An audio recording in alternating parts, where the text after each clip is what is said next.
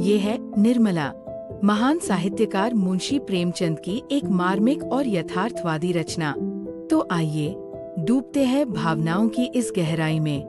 सुनते हैं निर्मला कहानी, भाग 1। बाबू उद्यभानुलाल के परिवार में 20 सदस्य थे। कोई ममेरे भाई, कोई फुफेरे, कोई भांजे, तो कोई भतीजे, लेकिन यहाँ हमारा उनसे कोई विशेष सरोकार नहीं। बाबू उद्यभानुलाल एक प्रतिष्ठित वकील थे। लक्ष्मी उनकी कृपा से सदा प्रसन्न रहती थी और कुटुंब के निर्धन सदस्यों को आश्रय देना वे अपना कर्तव्य मानते थे। हमारे लिए तो उनका संबंध केवल उनकी 2 कन्याओं से है। बड़ी का नाम निर्मला और छोटी का कृष्णा। कल तक दोनों बहनें साथ साथ गुड़िया खेला करती थी। निर्मला 15 वर्ष की थी और कृष्णा 10 की। फिर भी स्वभाव में कोई विशेष अंतर नहीं था। दोनों ही चंचल, खिलंदड़ और सैर-सपाटे की शौकीन थी। गुड़ियों की शादियां रचाने में मग्न रहती, कामकाज से जी चुराती और माँ की डांट से बचती हुई कोठे पर छिप जाती। दोनों भाइयों से झगड़ती, नौकरों को डांटती और जैसे ही कहीं से बाजे की आवाज आती, दौड़कर दरवाजे पर आ जाती। पर आज एक ऐसा मोड़ आया है जिसने बड़ी को सचमुच बड़ी और छोटी को छोटी बना दिया है। कृष्णा अब भी वैसी ही है, मगर निर्मला एकाएक गंभीर, एकांत प्रिय और संकोचशील हो गई है। पिछले कुछ महीनों से बाबू उद्यभानुलाल निर्मला के विवाह के लिए प्रयासरत थे। आज उनकी मेहनत रंग लाई है। बाबू भालचंद्र सिन्हा के ज्येष्ठ पुत्र भुवन मोहन सिन्हा के साथ निर्मला का रिश्ता तय हो गया है। वर के पिता ने यह कहकर मानो वरदान दे दिया कि आपकी खुशी ही दहेज है, चाहे दे या न दे, मुझे कोई परवाह नहीं। बस बारातियों का आदर सत्कार भली भांति हो, जिससे मेरी और आपकी इज्जत बनी रहे। बाबू उद्यभानुलाल भले ही वकील थे, लेकिन संचय करना उन्हें नहीं आता था। दहेज उनके लिए एक बड़ी समस्या थी। इसलिए जब वरपक्ष से यह कह दिया गया कि दहेज की चिंता न करें, तो जैसे उन्हें नया जीवन मिल गया। अब तक वे कई महाजनों से उधार की सोच में थे। उन्हें डर था कि कहीं हाथ फैलाना न पड़े। अनुमान था कि चाहे जितना भी बचा लें, खर्च 20,000 से कम नहीं होगा। ऐसे में यह आश्वासन उनके लिए एक बहुत बड़ा सुकून था। पर इस खुशखबरी ने उस अनजान बालिका निर्मला को कोने में बैठा दिया है, मुंह ढककर, मौन और बोझिल। उसके भीतर एक अजीब सी हलचल है, जिसे वो खुद भी शायद पूरी तरह नहीं समझ पाई है। शंका समा गई है। रोम रोम में एक अज्ञात भय का संचार हो गया है। न जाने क्या होगा। उसके मन में अब वे उमंगें नहीं रही हैं, जो युवतियों की आंखों में तिरछी चितवन बनकर, होठों पर मधुर मुस्कान बनकर और अंगों में आलस्य बनकर प्रकट होती हैं।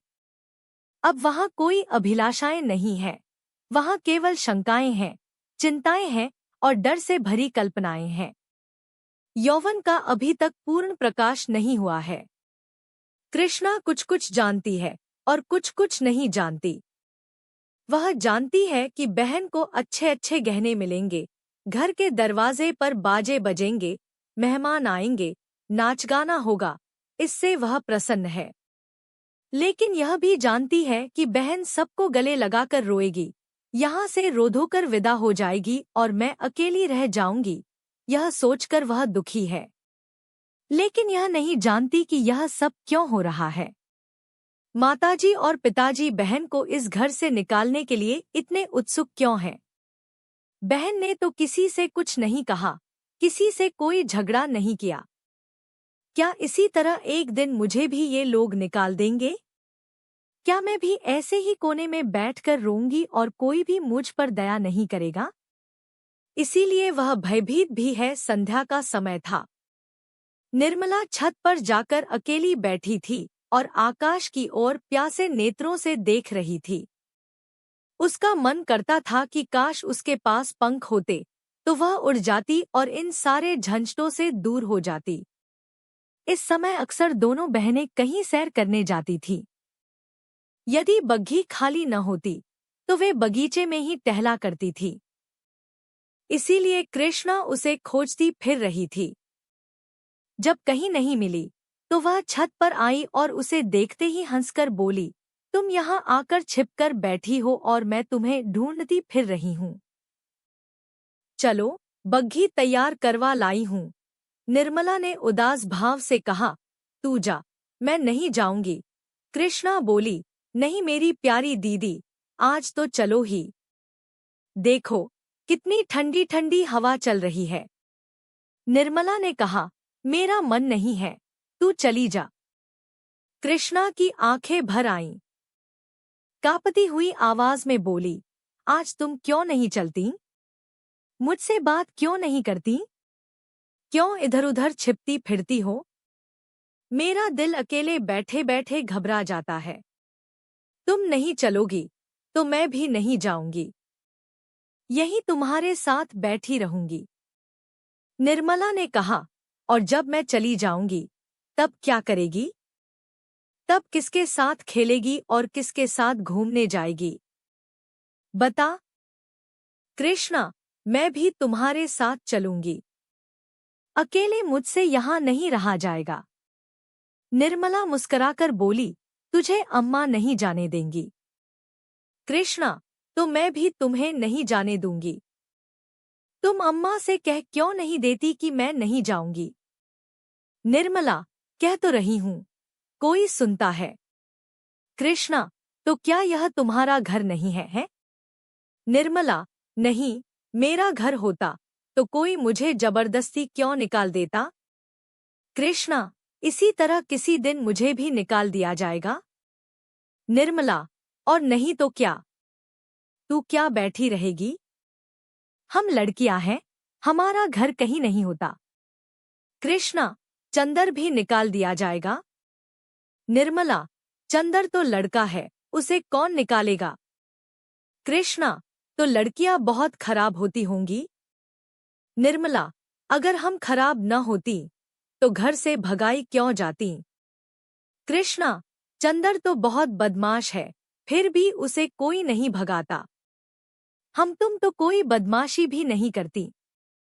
एकाएक चंदर धड़धड़ करता हुआ छत पर आ पहुंचा और निर्मला को देखकर बोला, अच्छा, आप यहाँ बैठी हैं। ओहो, अब तो बाजे बजेंगे, दीदी दुल्हन बनेंगी, पालकी पर चढ़ेंगी। ओहो ओहो। चंदर का पूरा नाम चंद्रभानु सिन्हा था। वह निर्मला से 3 वर्ष छोटा और कृष्णा से 2 वर्ष बड़ा था। निर्मला, चंदर, मुझे चिढ़ाओगे तो अभी जाकर अम्मा से कह दूंगी।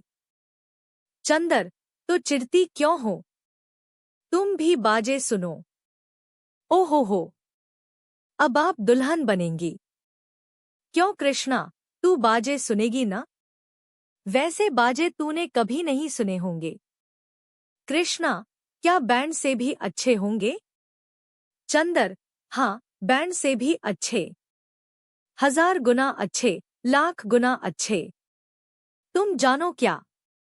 एक बैंड सुन लिया तो समझने लगी कि उससे अच्छे बाजे नहीं होते। बाजा बजाने वाले लाल लाल वर्दियां और काली काली टोपियां पहनेंगे, ऐसे खूबसूरत लगेंगे कि तुमसे क्या कहूँ। आतिशबाजियां भी होंगी, हवाइयां आसमान में उड़ेंगी और वहां तारों में लगेंगी तो लाल, पीले, हरे, नीले तारे टूट टूट कर गिरेंगे। बड़ा मजा आएगा। कृष्णा, और क्या क्या होगा चंदर? बता दो मेरे भैया। चंदर, मेरे साथ घूमने चल तो रास्ते में सारी बातें बता दूंगा। ऐसे ऐसे तमाशे होंगे कि देखकर तेरी आंखें खुली की खुली रह जाएंगी। हवा में उड़ती हुई परियां होंगी, सचमुच की परियां। कृष्णा, अच्छा चलो, लेकिन अगर न बताया तो मैं मारूंगी। चंद्रभानु और कृष्णा चल दिए, लेकिन निर्मला अकेली बैठी रह गई। कृष्णा के चले जाने से इस समय उसे बहुत अधिक अकेलापन महसूस हो रहा था। कहानी यहीं थमती नहीं। निर्मला की जिंदगी में आने वाली उलझनें अभी बाकी हैं। भाग 2 में जानेंगे कैसे एक मासूम लड़की की मुस्कान जिम्मेदारियों में बदलती चली जाती है।